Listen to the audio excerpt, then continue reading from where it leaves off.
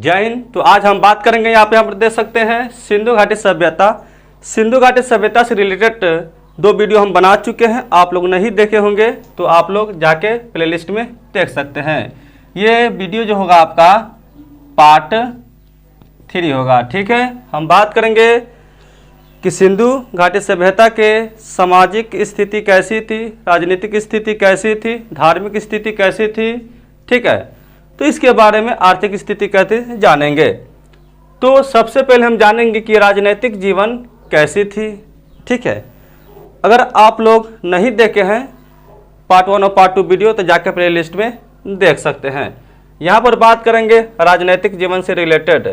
तो स्रोतों के अभाव में, यानी कि सिंधु घाटी सभ्यता जो है उसमें स्रोत के अभाव है। कैसे है आप लोग देखिए ध्यान से। हम लोग पढ़े थे कि इतिहास को 3 भागों में बांटा गया है। पहला तो प्रागैतिहासिक काल, दूसरा आद्य ऐतिहासिक काल और तीसरा ऐतिहासिक काल। तो आद्य ऐतिहासिक काल का ये टॉपिक है। क्या है ये?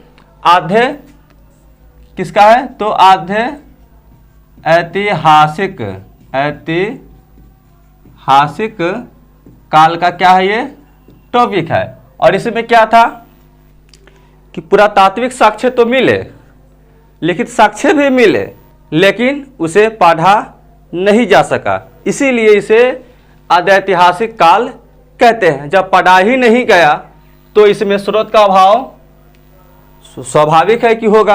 हाँ, तो यहाँ पर हम जानते हैं कि स्रोतों के अभाव में वास्तविक व्यवस्था के बारे में स्पष्ट जानकारी नहीं है, क्योंकि पढ़ा नहीं गया इसलिए स्पष्ट जानकारी नहीं कि राजनीतिक व्यवस्था कैसी थी। लेकिन समूहतः शासन पुरोहित हो या व्यापारी हो या नगर प्रशासन के द्वारा संचालित होता था। मतलब सिंधु सभ्यता के जो लोग थे वो व्यापारी भी हो सकता है ना, या नगर प्रशासन भी हो सकता है, या व्यापारी भी हो सकता है। उसके द्वारा क्या था? शासन होता था। नेक्स्ट, पिगट का कहना था, ये पिगट जो वैज्ञानिक है इनका कहना था कि मोहनजोदड़ो एवं हड़प्पा को सभ्यता की जुड़वा राजधानी कहा गया। क्या कहा गया है? तो जुड़वा राजधानी कहा गया। किसके? तो मोहनजोदड़ो और हड़प्पा सभ्यता और मोहनजोदड़ो। ये मोहनजोदड़ो को क्या कहा जाता है? मोहनजोदड़ो को मृतकों का टीला कहा जाता है। ठीक है, मृतकों का टीला कहा जाता है। ठीक है, नेक्स्ट हम बात करेंगे हंटर ने क्या कहा है। हंटर ने कि मोहनजोदड़ो को जो शासन थे राजतंत्रात्मक की जगह जनतंत्रात्मक थे, यानी वहाँ पे जो व्यक्ति रहते थे जन के रूप में, ठीक है, एक समूह के रूप में वही शासन करते थे। नेक्स्ट अब बात करते हैं कि इसमें न घर द्वार थे यानी महल, अस्त्र शस्त्र का अभाव था। यहाँ पे अस्त्र शस्त्र के अभाव था क्योंकि ये युद्ध प्रिय नहीं थे, ये युद्ध नहीं करते थे। ठीक है, नेक्स्ट बात करते हैं, यहाँ पर आप देख सकते हैं सामाजिक जीवन। ये इनका सामाजिक जीवन कैसा था, यानी समाज में, सोसाइटी में ये लोग कैसे रहते थे। ठीक है ना, किसका महत्व ज़्यादा था, किसका कम था। तो यहाँ पर बात करेंगे समाज की सबसे छोटी जो इकाई थी वो परिवार थी। क्या थी?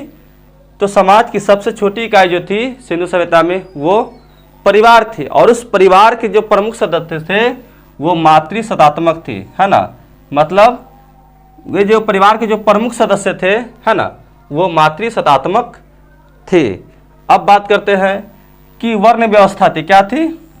वर्ण व्यवस्था का पूर्ण परिणाम नहीं मिला।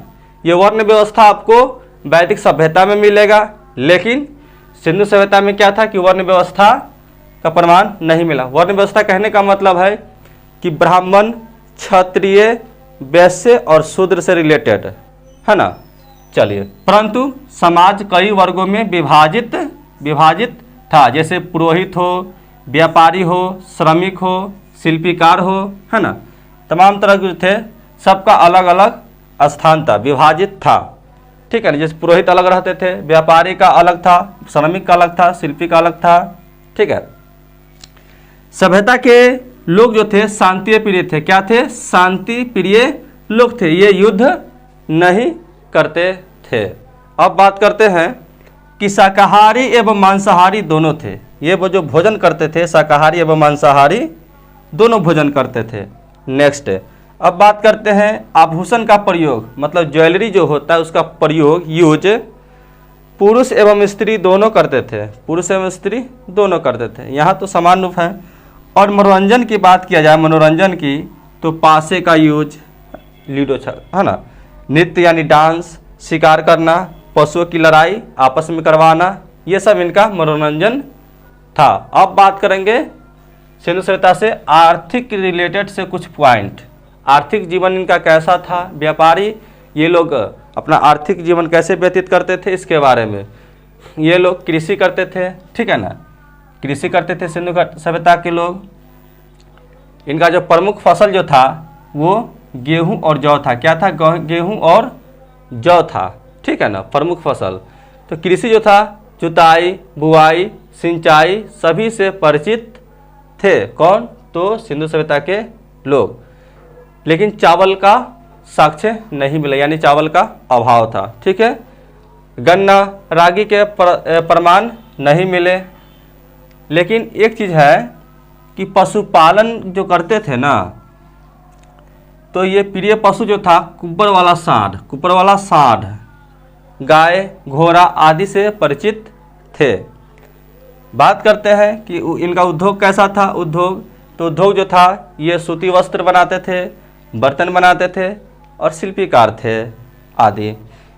व्यापार ये कहाँ से कहाँ करते थे? व्यापार, बिजनेस ये कहाँ से कहाँ करते थे? तो पश्चिमी एशिया जैसे ईरान हो गया, अफगानिस्तान हो गया, ठीक है। और भी देश है, ऐसा नहीं कि नहीं है। तो पश्चिमी एशिया, मध्य एशिया जैसे कि Tajikistan, Kyrgyzstan, Turkmenistan, Uzbekistan, Kazakhstan, ठीक है। अब निर्यात कहाँ कहाँ करते थे? निर्यात, एक्सपोर्ट कहाँ कहाँ करते थे, ठीक है ना। तो सूती वस्त्र और हाथी का दांत, लकड़ी, ये तमाम तरह की जो चीज़ था इसका ये निर्यात करते थे, ठीक है। अब आयात, एक्सपोर्ट, ये जो होता है मतलब आयात यानी चांदी, टीन, तांबा। ये चांदी जो था ईरान, अफगानिस्तान में आयात होता था, टीन हो अफगानिस्तान में, तांबा खेत की राजस्थान में आयात होता था भारत से, और लाजवर्द जो है मेसोपोटामिया में आयात होता था। अब बात करते हैं धार्मिक जीवन के बारे में। धार्मिक जीवन की बात किया जाए तो ध्यान से देखिएगा कि लौकिक सभ्यता पर धर्म वर्चस्वशाली नहीं था, मतलब यहाँ पर ज़्यादा महत्व नहीं था, ठीक है ना, देवी देवताओं का। लेकिन कुछ देवी देवताओं का महत्व था, जैसे मंदिर का प्रमाण नहीं मिला, जैसे पूजा पाठ जो होता है तमाम तरह की चीज़ आज विधि व्यवस्था के अनुसार होता है मंदिर में पूजा, वैसा व्यवस्था उस समय नहीं था। अब बात करते हैं कि मातृदेवी की पूजा था, मोहनजोदड़ो में मिला है मातृदेवी की पूजा करते हुए, है ना। फिर उर्वरता की पूजा हड़प्पा सभ्यता में मिला है, ठीक है। अब बात करते हैं कि प्रमुख जो देवता था पशुपति नाथ यानी शिव को कहा जाता है ना, उनका प्रमाण मिला है। नेक्स्ट, नाग की पूजा होता था, नाग की पूजा लिंग योनि कहने का मतलब जो मानव और स्त्री, नर और स्त्री की जो लिंग होता है उसकी पूजा होता था, है ना। स्वास्तिक चिन्ह, जो हिंदू धर्म में स्वास्तिक चिन्ह होता है ऐसे, है ना, दूर ससुरा, ऐसे जो स्वास्तिक चिन्ह होता है इसका पूजा होता था। नेक्स्ट, अग्निकुंड के प्रमाण, तो लोथल एवं कालीबंगा, ठीक है ना, लोथल एवं कालीबंगा। नेक्स्ट, वृक्ष एवं पशु पूजा का प्रमाण भी मिले हैं, ठीक है। तो ये मेरा प्रयास आपको कैसा लगा आप लोग बता सकते हैं, और फिर मिलेंगे नेक्स्ट वीडियो में, ठीक है। सबसे पहले शायरी नहीं बोलेंगे, ठीक है, बोल देते हैं मोटिवेशन, ठीक है। ये दुख, ये दर्द, ये तकलीफें सब तेरे अंदर है, ये दुख, ये दर्द, ये तकलीफें सब तेरे अंदर है। तो खुद के बना इस पिंजरे से बाहर तो निकल, तो अपने आप में एक सिकंदर है, तो अपने आप में एक सिकंदर है। जय हिंद।